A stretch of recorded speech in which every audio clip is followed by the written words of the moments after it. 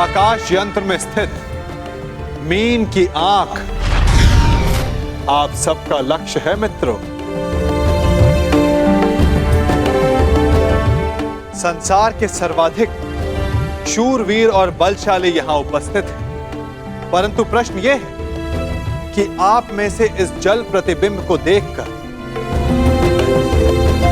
Mean की आंख का लक्ष्य कौन भेद सकेगा?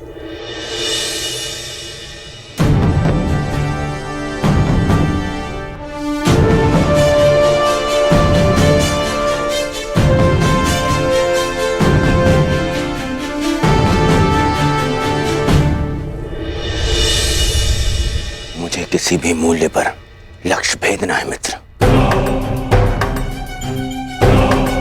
मुझे विजय प्राप्त करनी है।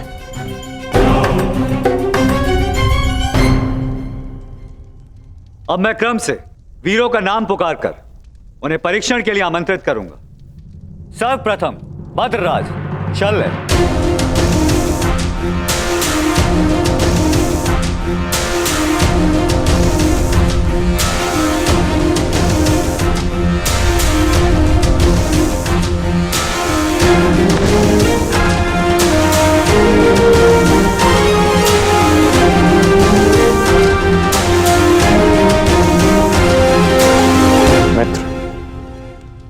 आज कोई क्रोधित भी नहीं है, इसलिए मद्रराज के पास कोई अवसर नहीं किसी की शक्ति छीनने का।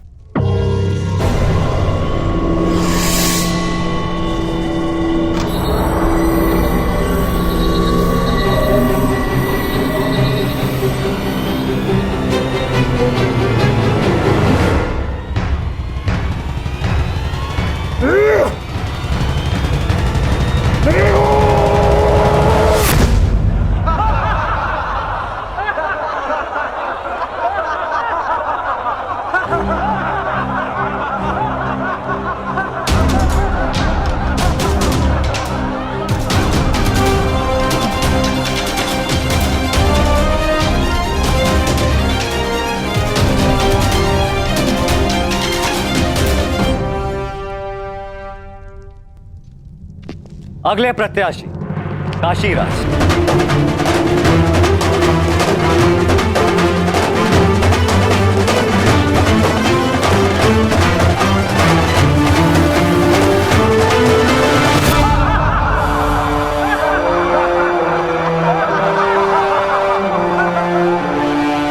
क्या यह असंभव लक्ष्य नहीं है सखा?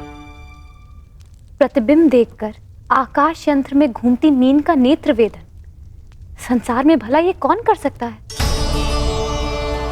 एक नहीं 3 पुरुष हैं सखी, जो ये लक्ष्य साध सकते हैं।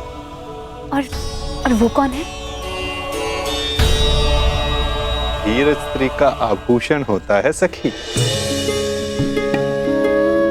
धैर्य रखो, प्रश्न उठा है तो उत्तर भी प्रस्तुत होगा। 3 पुरुष ये लक्ष्य साध सकते हैं सखी। इस सभा में 2 उपस्थित हैं और तीसरा प्रवेश करने वाला है।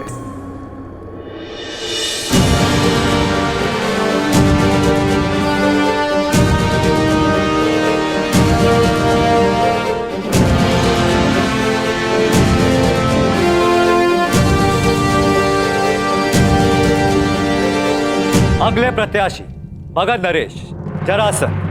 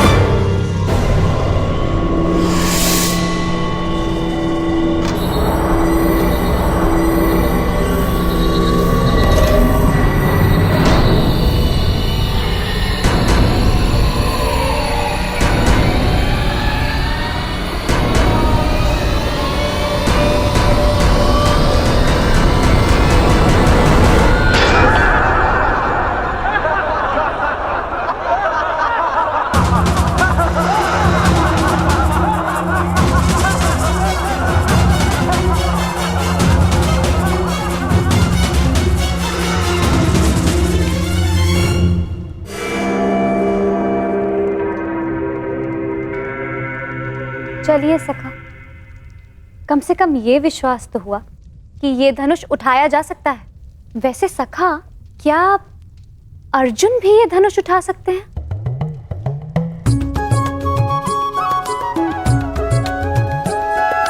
सखा, यदि अर्जुन इस सभा में उपस्थित हुए तब भी मैं उन्हें पहचानूंगी कैसे? कैसे मुझे ये ज्ञात होगा कि वो यहाँ उपस्थित हैं? अर्जुन, परंतु सबका तो ये मानना है कि वो जीवित नहीं है। मैं ऐसा नहीं मानती सखा, क्योंकि मैं अभी तक जीवित हूं। तुम कहां जीवित हो सखी? तुम तब तक जीवित नहीं जब तक अर्जुन ना मिल जाए, यही ना? और यही तो मेरा प्रश्न है केशव, कि मैं उन्हें कैसे पहचानूं, जो मेरे जीवन का एक कारण है। जब वो क्षण आएगा, तुम्हें स्वयं अनुभूत हो जाएगा सखी। तुम्हें अपने भीतर श्वास का प्रवास अनुभव होगा। वो अनुभूति तुम्हें आनंद नहीं, पीड़ा देगी। वो पीड़ा जिसकी तुम्हें प्रतीक्षा है, वो पीड़ा जो तुम्हें आनंद से अधिक प्रिय लगे। क्या मुझे सच में ऐसा अनुभव होगा सखा? परंतु कब? कौन जाने, कदाचित अति शीघ्र।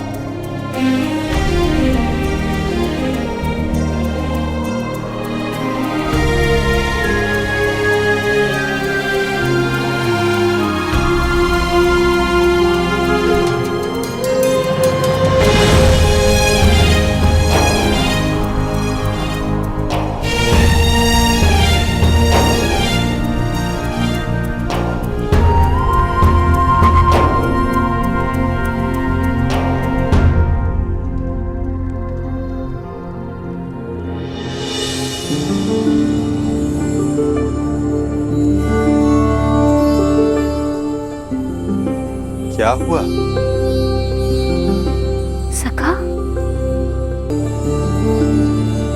मैंने कुछ अनुभव किया।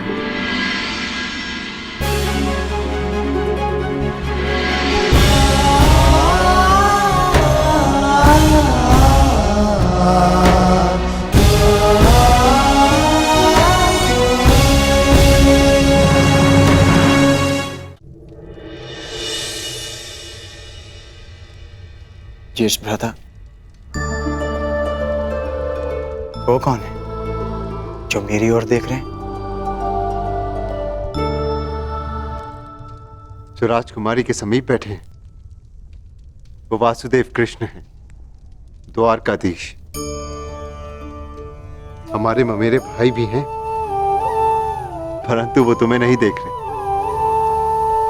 वो स्वयंवर में आए सारे प्रतिभागियों को देख रहे हैं। वो कमल नयन वाले हैं, इसीलिए सबको लगता है कि वो उन्हें ही देख रहे हैं, परंतु नहीं।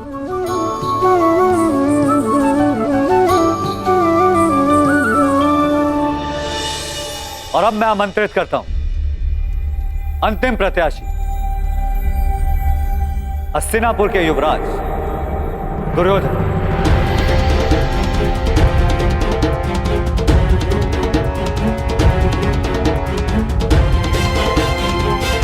अंतिम?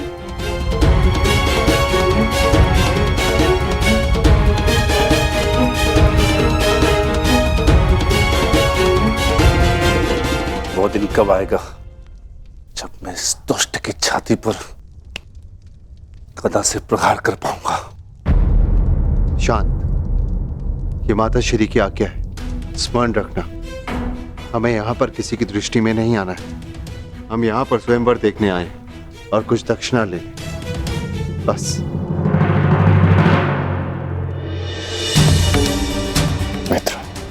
मित्र, मैं जानता हूं कि तुम ये धनुष उठा सकते हो,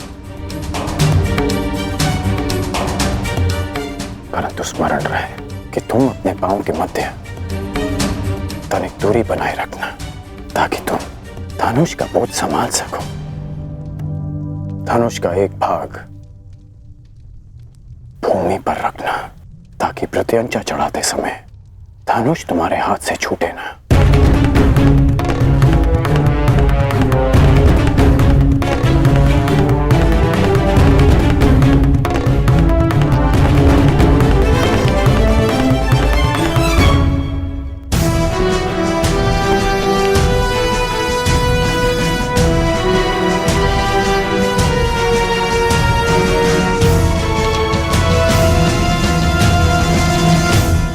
बताइए ना, कौन है वो 3 पुरुष जो ये लक्ष्य साध सकते हैं?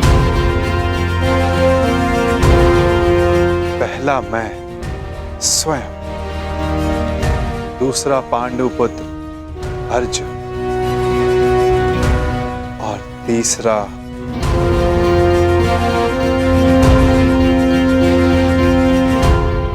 मैं राधेकर।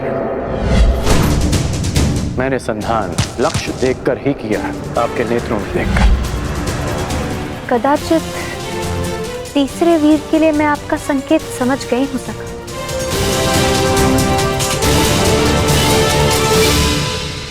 परंतु वो इस स्वयंवर में भाग नहीं ले रहा है।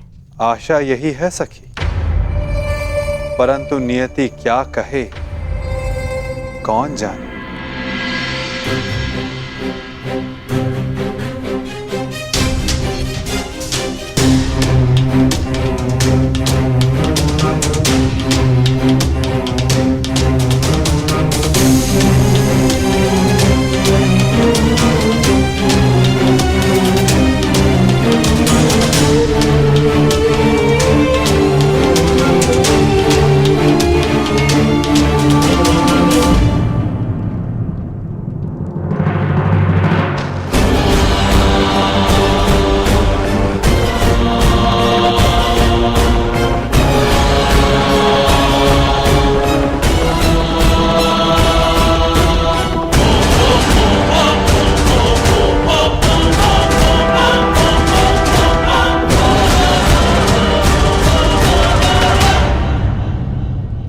अपने पांव स्थिर रखना मित्र।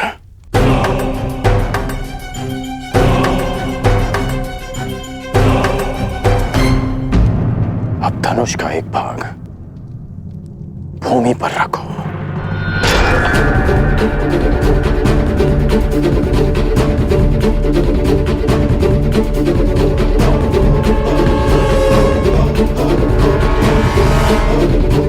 बल लगाकर धनुष को मोड़ो।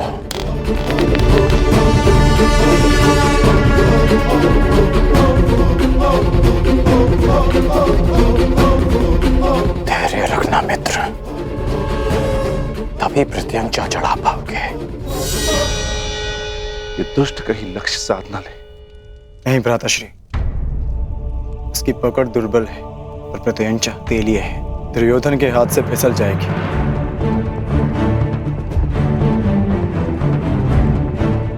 नहीं, एकाग्रता बनाए रखो दुर्योधन। यदि ध्यान भटका तो प्रत्यंचा हाथ से छूट जाएगी।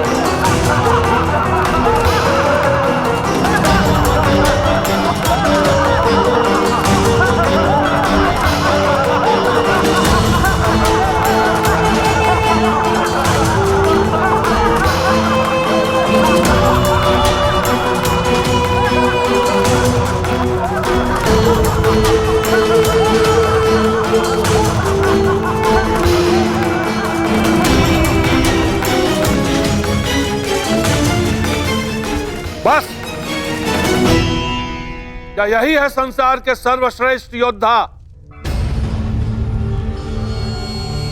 क्या इसी क्षमता के बल पर मेरी पुत्री का वरण करने आए थे आप लोग? प्रतीत होता है गुरुओं में अब वो क्षमता ही नहीं रही जो अपने शिष्यों को युद्ध कौशल सिखा सके।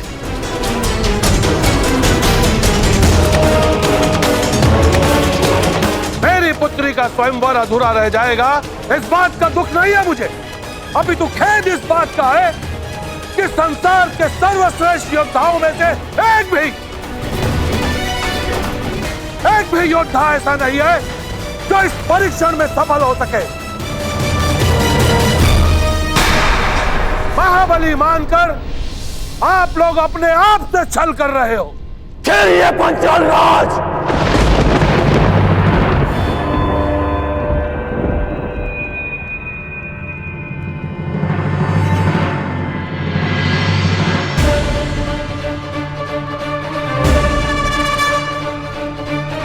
मैं स्वयंवर में भाग नहीं लूंगा, परंतु तब तक जब तक यह स्वयंवर न्यायपूर्वक चलेगा और मेरे मित्र दुर्योधन के साथ कोई अन्याय नहीं होगा। परंतु अन्याय हुआ तो ना मैं अपने धनुष को रोक पाऊंगा और ना ही मेरे बाण मौन रहेंगे।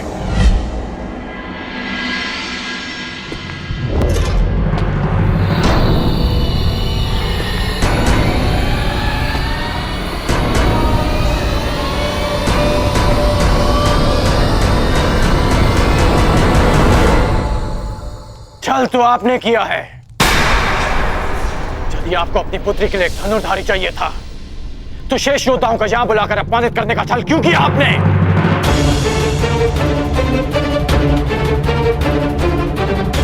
यदि बल, बुद्धि, दृष्टि, एकाग्रता और लक्ष्य पर प्रहार करने की क्षमता जांचनी थी तो केवल धनुर्विद्या का परीक्षण क्यों? खड़क युद्ध क्यों नहीं? गदा कौशल क्यों नहीं? आप वसुदेव कृष्ण के परीक्षण पर संदेह कर रहे हैं। आप इन पर पक्षपात का आरोप लगा रहे हैं भद्र पुरुष। हाँ,